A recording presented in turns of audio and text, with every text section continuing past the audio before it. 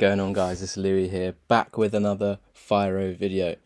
I just want to give a shout out to CoinsKid. I think since March I've been watching his channel, and it's just such a breath of fresh air to have someone else that trades exactly like you. I've been trading now for almost 3 years, and I've come across CoinsKid in March, and it's just giving me even more confidence in my own analysis to know that someone else is literally giving the exact same targets for certain coins as I'm posting in my crypto chat that I have on Discord. But anyway, let's just get straight into the video. Make sure you follow CoinsKid. But yeah, looking at Firo, I was saying yesterday that we had a descending triangle over here, and this is our support. And if we lost this support of $8.20, that we would have a technical target down here, back roughly where we bottomed out at $7.70.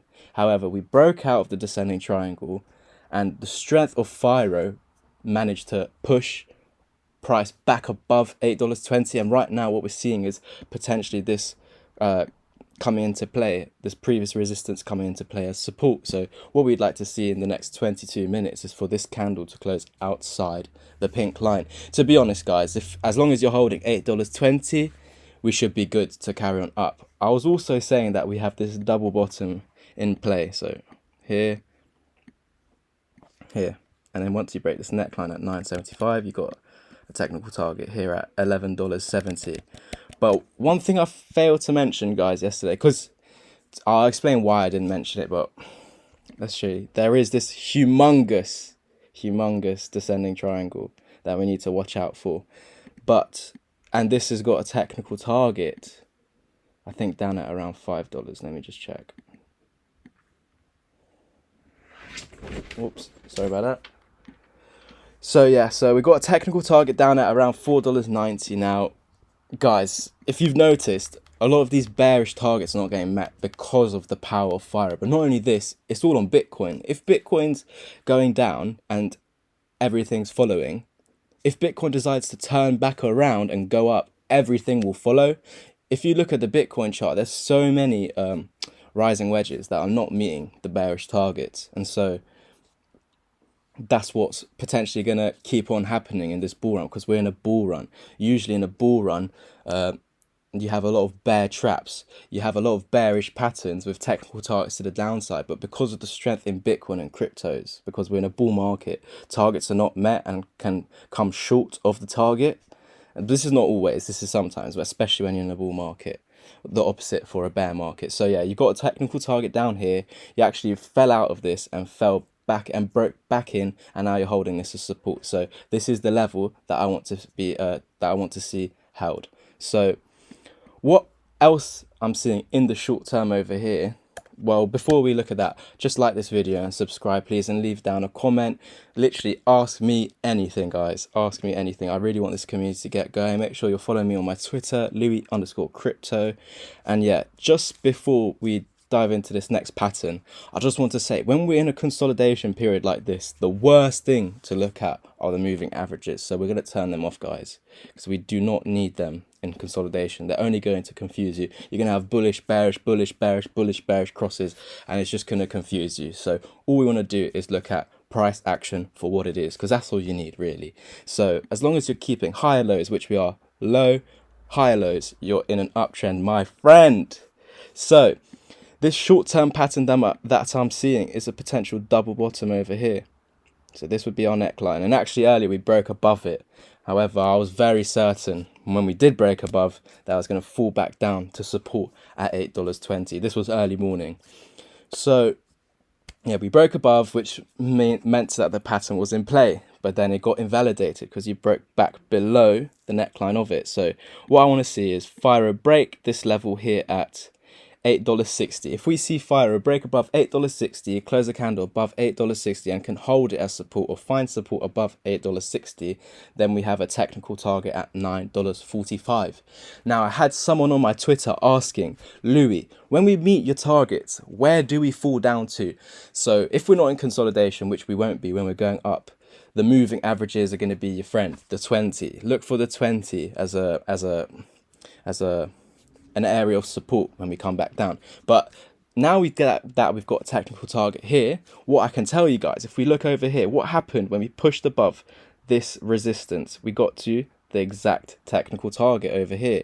And then what happened? You fell back to this zone. So this is what I'm expecting for Firo. Let's draw this out. So hold support here, tackle this, get above this, reach our technical target at $9.48, fall back to support here, go to here. We might get rejected off the first time, hold support, and then carry on and continue. Once you're above here and hold $9.98, or we can say $10 as support, then you should be in the short-term technical target roughly to $11.70 as mentioned in the video yesterday. So after that, you can see that there's not really much support until back here. So potentially we could fall all the way back to $10, which is a psychological level, a round number. So after that, as you can see, would be a big dip.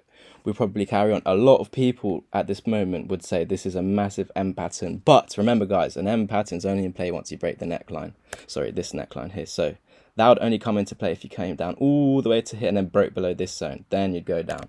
So even if you get rejected here, it's normal, because most of the time you don't break a resistance the first time. Did you break resistance here the first time? No, you came back down.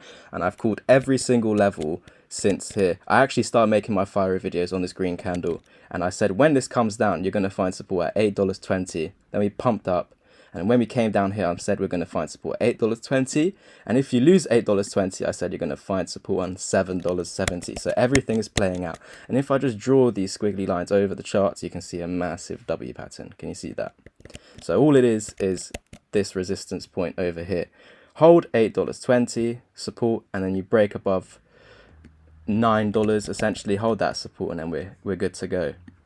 Break above 9.75, and then we got a technical target at 11.70 with a pullback back to $10, and after that will put us on our way to our next target at $14. Now I know you guys are gonna say, where will we drop to next? Guys, please save this video and smash the thumbs up button, because I'm going so in depth and showing you everything that will happen for Firo.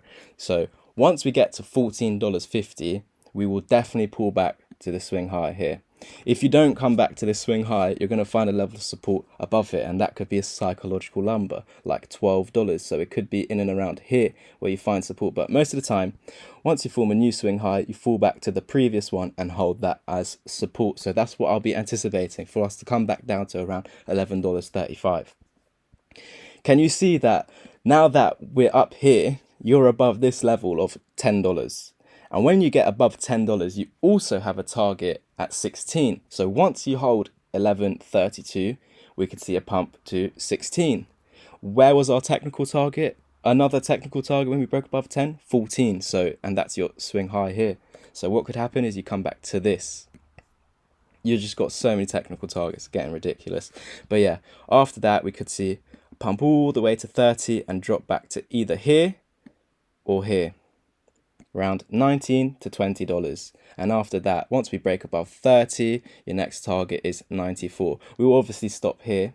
This is a fib level, the 786 at $64. So could come to 64, drop to 30 before going to 94, or you could just pump to 94 and then have a massive correction to 30. This is probably what will happen. I'm expecting $30 by the end of November, and then $94 by the end of December.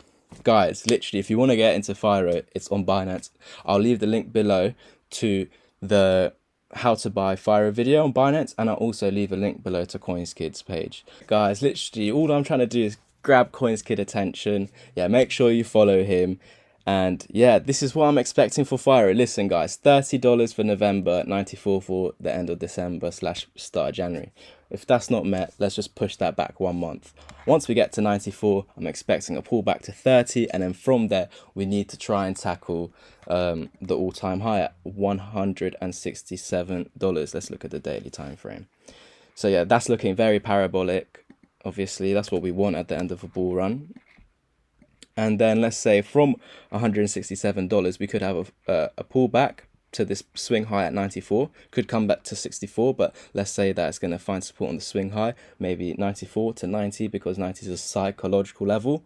And usually, again, you don't break resistance on the first time. Look here, you don't break on the first time, you come down, and then we're going to try and attempt to break it. Look, you came to here, you've come down, bear market, eventually broke that resistance here, come down. I'm going to go and tackle that again, guys. So yeah, once you, let's say the EMAs will probably creep up here, hold us up, fall back to them, then break the all-time high, come back to that, and then 560 as a minimal target. Usually, guys, when you break above the 618, you go to the 1618, but $2,600 is very high. It could go there, it might not.